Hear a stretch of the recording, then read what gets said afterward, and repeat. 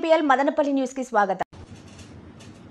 Media మిత్రులందరికీ కూడా బహుజన సేన తరపున వందనాలు తెలియజేస్తున్నాం. నా పేరు శ్రీ చందు, బహుజన సేన రాష్ట్ర అధ్యక్షుడిని. మిత్రులారా, ముందుగా కాశ్మీర్ ఉగ్రదాడిలో చనిపోయినటువంటి విశాఖవాసి రిటైర్డ్ బ్యాంక్ ఉద్యోగి చంద్రమౌళి గారికి, వారి కుటుంబానికి ప్రగాఢ సానుభూతి తెలియజేస్తున్నాం. ఈ రోజున ఈ ప్రెస్ మీట్ విశాఖపట్నంలో జరపడానికి ప్రధానమైనటువంటి కారణం, రాష్ట్రంలో జరుగుతున్నటువంటి దళితులపైన జరుగుతున్నటువంటి దాడులు, ఎన్ని రూపాలు దాడులు ఉంటే అన్ని రూపాల్లోనూ దాడులు జరుగుతున్న నేపథ్యంలో ఆ దాడులకు అరికట్టడానికి ఈ దేశంలో వచ్చిన అతి ప్రతిష్టాత్మకమైనటువంటి చట్టం ఎస్సీ ఎస్టీ అట్రాసిటీ చట్టం. ఆ చట్టం ఈ ప్రభుత్వాలు ఏ రకంగా నీరు గారుస్తున్నాయో ఆ నీరుగార్చే విధానాన్ని పత్రికాముఖంగా మీ అందరికి కూడా తెలియాల్సిన అవసరం ఉంది. కాబట్టి ఈ నేపథ్యంలో బహుజన సేన రాష్ట్ర వ్యాప్త పర్యటనలో భాగంగా విశాఖపట్నంలో నిన్న కూడా ఒక పెద్ద ఎత్తున రౌండ్ టేబుల్ సమావేశాన్ని కూడా అన్ని ఆర్గనైజేషన్స్ తో నిర్వహించడం జరిగింది. రాష్ట్రంలో పోలీస్ డిపార్ట్మెంట్ లో గుట్టు చప్పుడు కాకుండా ఏదైనా ఒక పెద్ద చర్య జరిగిందంటే అది ఆంధ్రప్రదేశ్ రాష్ట్రంలో 2024 సంవత్సరంలో 98 మంది ఎస్సీ ఎస్టీ ప్రత్యేక పోలీస్ స్టేషన్ల డిఎస్పీలను గుట్టు చప్పుడు కాకుండా రద్దు చేసేశారు. ఆ రద్దు చేసినటువంటి విషయాన్ని ఈ సమాజానికి తెలియకుండా కప్పుపుచ్చారనే విషయాన్ని మీ దృష్టికి తీసుకొని వస్తున్నారు.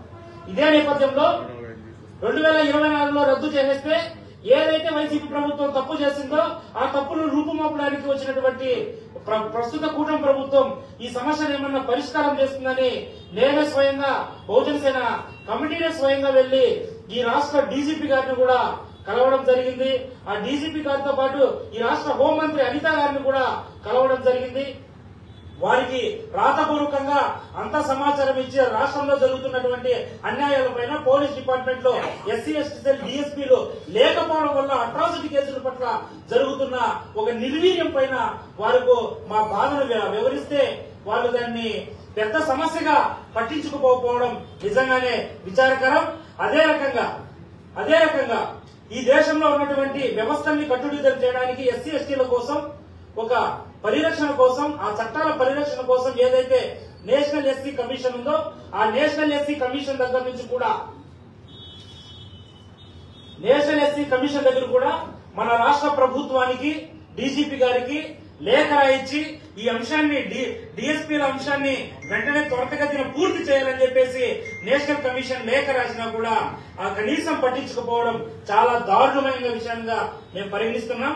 ఈ చట్టంలో ఏదైతే జస్టిస్ పున్నయ్య కమిషన్ సిఫార్సుల మేరకు ఏవైతే చట్టాలు ఉన్నాయో, ఏదైతే అంశాలు ఉన్నాయో ఆ అంశాలను ప్రభుత్వం పాటించకపోవడం వల్లే దురదృష్టవశాత్తు చట్టం మీద అవగాహన లేకే మనకు చాలా దళితులపైన దాడులు, గ్రామ బహిష్కరణలు, వెల్లులు ఇవన్నీ కూడా జరుగుతాయనే విషయాన్ని మీ దృష్టికి తీసుకొని వస్తున్నాను.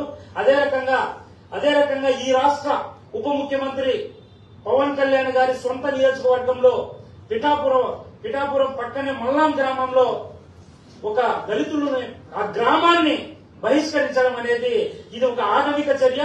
ఈ ఆటవిక చర్య పైన పవన్ కళ్యాణ్ గారు స్పందించకపోవడం నిజంగానే ఆయన సనాతనం వైపు నిలబడ్డాడే తప్ప సమానత్వం వైపు నిలబడలేదనే విషయాన్ని చాలా స్పష్టమవుతుంది. ఈ సంఘటన జరిగి 3-4 రోజులు 5 రోజులు గడుస్తున్నా కూడా ఇప్పటి వరకు కూడా స్పందించకపోవడం అనేది ఇది హేయమైన చర్య. ఆయన సనాతనమని పెద్ద ఎత్తున చెప్తారు. అదే సనాతనంలో కులవివక్ష పాటించమని చెప్తుందా, గ్రామ బహిష్కరణ చేయమని చెప్తుందా? ఆ సనాతనాన్ని నువ్వు ఇలాంటి సనాతన ధర్మాన్ని పవన్ కళ్యాణ్ సమర్థిస్తాడా అనే విషయాన్ని కూడా ఆయన స్పష్టం చేయాల్సిన అవసరం ఉంది. ఇంతవరకు కాకినాడ జిల్లా కలెక్టర్ గాని, ఎస్పీ గాని ఆ బహిష్కరణ ఏదైతే గ్రామం జరిగిందో ఆ బహిష్కరణ చేయనటువంటి గ్రామాలు గాని సందర్శించకపోవడం అనేది ఇది ఎస్సీ ఎస్టీ అట్రాసిటీ చట్టం ప్రకారం సెక్షన్ 15 ప్రకారం ఇది అధికార దుర్వినియోగానికి, పరిపాలన దుర్వినియోగానికి కిందకు వస్తుంది. వాళ్ళని సెక్షన్ 4 కింద కూడా అరెస్ట్ చేయొచ్చు, కేసు నమోదు చేయొచ్చు అనే విషయాన్ని ఈ సందర్భంగా మీకు తెలియజేస్తున్నాం. అదే వేరే ఇష్యూలు అయితే కన్నా వేరే కమ్మలు, కాపులు, రెడ్లకు ఏదైనా జరిగింటే కన్నా హుటాహుటిన వెళ్లిపోయిన సందర్భాలు మనం చాలా చూసాం. అంటే ఒక గ్రామంలో దళితులను నీళ్లు ఇవ్వకుండా, పాలు ఇవ్వకుండా, దారులు అడ్డగించి అంగల్లో సరుకులు ఇవ్వకుండా ఎంతవరకు ఇది సబబో ఈ సమాజం గుర్తించాల్సిన అవసరం ఉంది. ఈ నేపథ్యంలో రాష్ట్రంలో చాలా దాడులు జరుగుతున్నాయి. ఒకవైపు అధికారంలోకి వచ్చిన తరువాతనే ఒకవైపు చూస్తే అంగన్వాడీ కార్యకర్తను ఒక మహిళను సెక్సువల్ హరాస్మెంట్ చేసినటువంటి టీడీపీ నాయకులు కూడా మన దృష్టికి వచ్చారు.